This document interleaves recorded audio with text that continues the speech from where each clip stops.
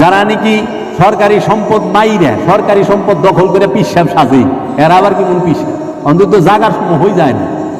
এই তোরা আবি তোকে খাওয়ানোর চিন্তা আমি করুম কে? তোকে খাওয়ানোর চিন্তা করবো বাবা জাহাঙ্গীর। তোরা থাকবি তোকে থাকনের চিন্তা আমি করুম কে? তোকে থাকনের চিন্তা করবো বাবা জাহাঙ্গীর। বাবা জাহাঙ্গীর তোকে হেনে পাঠাইছে, তো থাকনের জায়গা দিব না? হ্যাঁ, থাকনের জায়গা দিব না?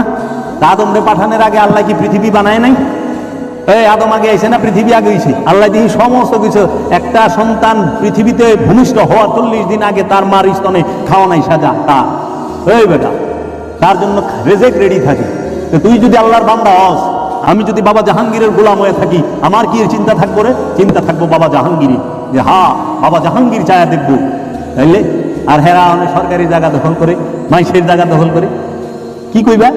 মৌলভী সাহেব সব সরকারি জায়গা দখল করে বয়ে মসজিদ বানাইছে। যাই গান দখল করে মসজিদ বানাইছে, রাস্তা দখল করে মসজিদ বানাইতে দিচ্ছে। মানে বাংলার গেলে কি মসজিদ না? কেন?